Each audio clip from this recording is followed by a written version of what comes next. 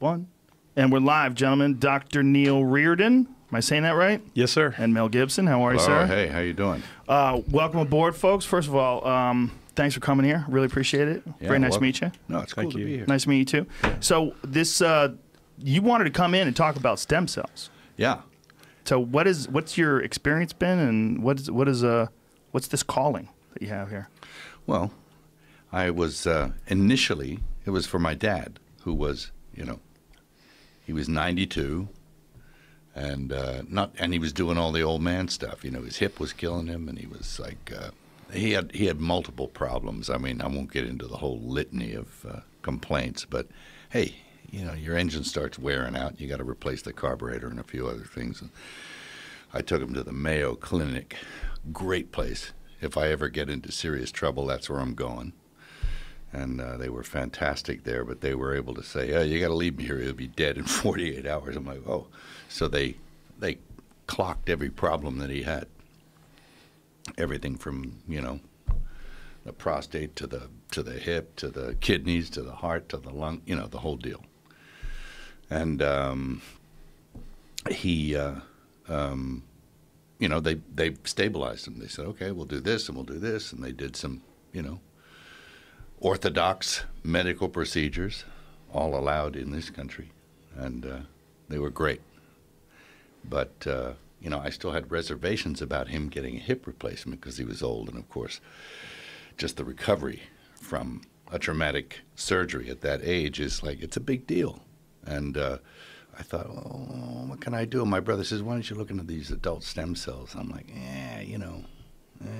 I've heard things about this, You grow a spare mouth on your head, or, you end up with an extra asshole or something. But I was like, okay, we'll look into it. So we did.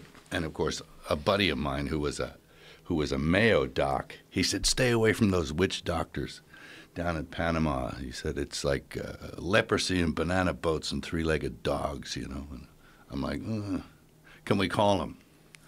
And so Brad and I got on the phone to Neil, and who else was it? It's Dr. Paz, our medical doctor. Yeah, it was the two of these guys. And so they're talking highfalutin terms, medical, all being medicos.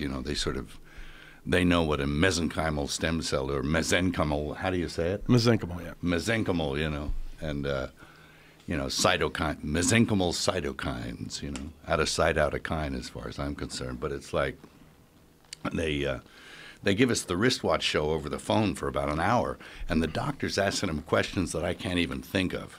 So when we hang up, I said, "Now, translate. What does all that mean?" He translated a few things. He says, "It sounds kind of interesting, pretty good, And from being a naysayer, he said, "Let's call him back." And I think we called you right back. Yeah. And we spent another hour on the phone. And well, to his credit, Brad asked for a bunch of literature, and I sent him maybe 30 articles, and most physicians wouldn't even look at it, but it was all relevant to what Hut had, and for the heart problems and kidney problems and orthopedic problems. Yeah. And he read all the articles, and he read the upside, the downside, and then we had to his credit, then we had a very educated talk after conversation. Yeah. And he was really, by this time informed. And he just said to me, "Well, he's 92. He says, "What the hell have you got to lose?" And I said, "No, nothing. Let's go." So I'm up for it. We asked him, "Is he up for it?" He goes, "Hell yeah," because he's, they took him into the hospital. He was 92, and they said, "What medications are you on?" And he said, "I'm not on any." And they said, "You're 92 years old. How do you account for not being on any medications?" He says, "Because I stay away from doctors and hospitals." and he didn't have any problems. He started to have a rough trip. Well, we took him down there, and he got, I think it was like a double dose in the hip. I think he gave So where did you have to go? This is not legal in America. Is that what's going on? Yeah.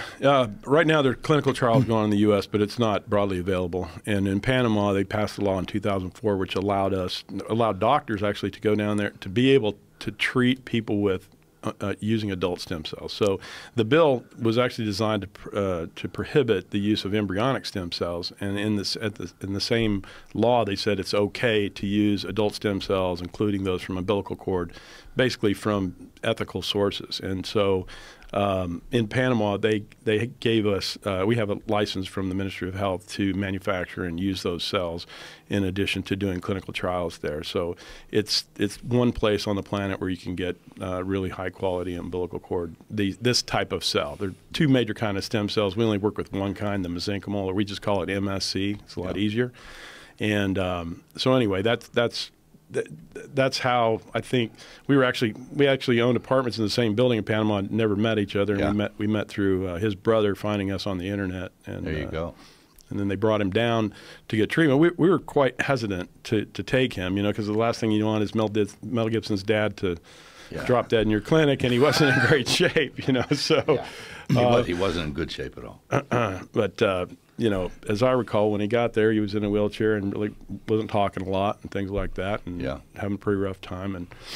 And then so after getting medical clearance for him to actually fly down there, and Mel flew him down there privately, then we did some IVs on him first in the clinic, and then to do the hip, we need to do that. When you said did some IVs, what do you mean?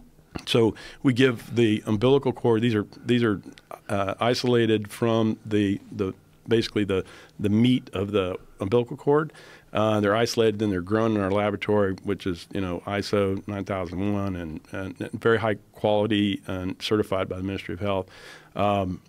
They're grown in the laboratory and they're certified to be, you know, free of everything, any kind of infectious disease. And I went into the clean rooms and they make you put on like hats and gloves, and you know, you feel like all Frankensteined out, and you walk into these cold rooms and you're watching cells divide under the microscope. It's kind of miraculous, really, to look at this stuff. So intravenous stem cells. Right, intravenous, that's correct. And what's the benefit of intravenous stem cells? Like, what does that do? Well, the good thing is that this kind of stem cell, the mesenchymal stem cell, they're found throughout your body, and normally what they do is they modulate your immune system, they decrease inflammation, and they stimulate regeneration. So, and the good thing about them is they tend to home to areas where there is inflammation. So intravenously, they do a lot of things, but they can home to areas of inflammation, and they really reduce inflammation in the body because they upregulate part of your immune system that controls the inflammatory process, which I can talk more about later. But in his case, you know, his kidneys were in trouble, his heart was in trouble, and the cells, they don't, unlike what we used to think in the early days, they don't become anything. This kind of stem cell does not become anything in your body, but it homes to areas that need repair, and it secretes things that stimulates the repair and decreases the inflammation and helps out with the immune system. So the vast majority of what we treat are autoimmune diseases. And in Hutt's case, we gave him IVs so that he could basically have these things on board secreting the cytokines and the growth factors that are normally secreted. And when you're 92 and you have multi-organ failure, you're basically running on fumes. And so you put these day zero young healthy cells, and they secrete these things that kind of restarts everything. Yeah. And so what was his response to this IV treatment? Wow. I can wax lyrical about that. He's almost 100 years old. And from pretty bad shape, it was like bee stings. It was like he got a new lease of life. Like he got a big dose locally in the hip, which fixed all his inflammation and pain, and he started walking again. And his kidneys were good, and his heart, he had a prolapsed valves in there, and they healed. And his cognitive powers improved. His eyesight improved. Whoa. You know, and other stuff improved that he would hate me to talk about.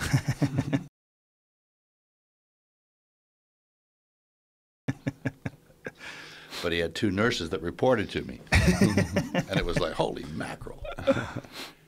Wow. Using it as a towel rack, you know. Well, Dan Bilzerian was telling me about intravenous stem cells. And so was Boss Rutan, you know, Boss Rutan, the former UFC heavyweight champion. Yeah. He went down and got he's had some pretty significant neck injuries and neck fusions, and he said he got intravenous stem cells. And the way he described it is like, with his Dutch accent, like, it was like I had lightning coming out of my fingers, like, wah!